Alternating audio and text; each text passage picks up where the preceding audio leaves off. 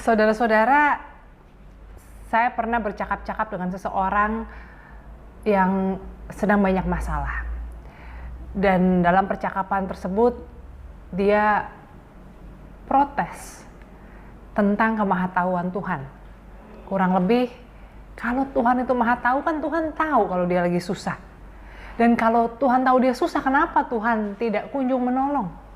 Bukankah kalau kita nih sebagai manusia, kita tahu ada teman kita susah, atau bahkan mungkin nggak usah teman, orang asing, orang yang tidak kita kenal, kita tahu dia lagi susah, bukankah kita sebagai manusia juga mau menolong, melakukan sesuatu? Lalu kenapa Tuhan yang maha tahu itu kok seperti tidak segera menolongnya? Nah, saudara-saudara, mungkin pertanyaan atau protes seperti ini pernah kita alami juga, pernah kita pikirkan. Kan Tuhan tahu saya susah. Kan Tuhan maha kuasa, kok tidak segera menolong. Nah, saudara-saudara, dan hari ini dalam teks Alkitab dari kitab Wahyu yang kita baca, Tuhan berkata begitu. Aku tahu kesusahanmu dan aku tahu kemiskinanmu. Tuhan berkata demikian kepada jemaat Smyrna.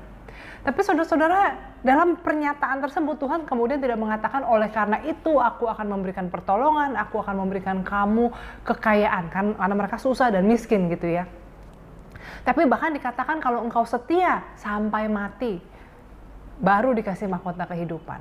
Dan kemudian juga dikatakan engkau akan menderita, engkau akan, sebagian dari kamu akan masuk penjara, tapi cuma 10 hari. Saudara-saudara, ini kan membuat kita jadi, kalau kita ya lagi dalam kesusahan demikian, lalu Tuhan bilang, aku tahu kok kamu susah, tapi kamu akan makin menderita dan kamu harus setia sampai mati. Saudara-saudara, ini gimana rasanya? Nah, saudara-saudara, saya mau mengajak kita untuk memperhatikan kata-kata dalam penglihatan yang dialami oleh Yohanes, yang dititipkan kepada Yohanes untuk jemaat di Smyrna. Dikatakan begini, aku tahu kesusahanmu dan kemiskinanmu, namun engkau kaya. Ini pernyataan Tuhan kepada jemaat Smyrna. Jadi mereka memang susah, mereka memang miskin, itu di mata dunia, di mata manusia, mereka kelihatan kok susah menderita. Tapi Tuhan mengatakan sesungguhnya engkau kaya. Nah, saudara-saudara, di sini saya memahaminya bahwa Tuhan melihat di balik pergumulan dan kesusahan yang ada di permukaan. Tuhan tahu apa yang akan terjadi jika kita berhasil melewati pergumulan kita. Bukannya Tuhan berdiam diri, bukannya Tuhan senang melihat kita susah. Tapi kalau kita mengalami kesusahan dan beban itu cepat-cepat diangkat, maka kita tidak akan mengalami, tidak akan mencapai hasil yang sesungguhnya layak untuk kita nikmati. Saudara-saudara, saya pernah training ya untuk olahraga. Dan itu ketika ada pelatih, kan disuruh latihannya. Kadang-kadang saya minta, udah cukup 5 kali aja ya. Tapi nggak bisa. Harus 10 hitungan atau bahkan 12 hitungan, dan kadang-kadang bukan cuma 1 cycle, bisa 2, 3, 4 cycle untuk sebuah gerakan. Saudara-saudara, sebagai manusia yang baru belajar melatih tubuh, mengolahraga itu rasanya udah cukup gitu ya.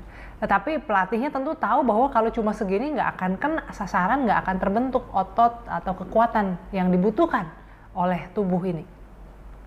Dan demikian juga ketika Tuhan tahu kita susah, bukannya Tuhan tidak tahu atau tidak peduli, tetapi saudara-saudara, ada perjalanan yang harus kita lalui. Memang kesusahan itu harus kita lalui terlebih dahulu, karena di balik itu Tuhan melihat ada kekayaan dalam diri kita. Kekayaan di sini bisa berarti potensi. Kekayaan di sini bisa berarti karakter, kekuatan jiwa, kekuatan karakter, dan itu bisa didapat melalui tempaan kehidupan. Nah, kemudian Tuhan juga berkata kepada jemaat di Smyrna, jangan takut akan penderitaan. Engkau akan dipenjara beroleh kesusahan tapi cuma 10 hari. Apa maksudnya, saudara-saudara? Gimana orang tidak takut kalau dibilang bahwa dia akan menderita? Tapi di sini Tuhan katakan kamu memang akan menderita, dikasih tahu. Tapi jangan takut. Kenapa? Karena semua itu akan berakhir. Di sini Tuhan hendak menegaskan, menyampaikan bahwa ada hal-hal yang harus kita lalui. Bersiaplah, tapi percayalah juga bahwa semuanya itu hanya sementara. Hal-hal kesusahan eksternal, semua itu hanya sementara. Saudara-saudara, kesusahan yang sering kali kita pelihara adalah kesusahan dari dalam diri kita sendiri, hati kita, pikiran kita. Orang berlaku jahat sama kita, kan cuma sekali peristiwa itu. Tapi apa yang membuat kita terus marah dan panas hati? Karena hati dan pikiran kita terus mengulang peristiwa itu, memupuk kebencian, kemarahan, dan sebagainya. Nah, sekali lagi kita melihat bagaimana sudut pandang Tuhan itu berbeda dengan kepentingan kita. Bagi kita manusia, banyak manusia, bahkan orang yang percaya Tuhan sekalipun, melihat kematian itu sebagai akhir, sebagai kekalahan, kalah terhadap penyakit, sebagai sebuah kesedihan. Makanya orang kadang-kadang tidak siap atau takut mati. Tetapi di sini Tuhan mengatakan bahwa dalam kematian, di dalam Tuhan, kematian dalam kesetiaan itu adalah tanda kemenangan. Jadi perhatikan di sini adalah tentang hidup yang setia, yang menjadikan kematian sebagai kemenangan.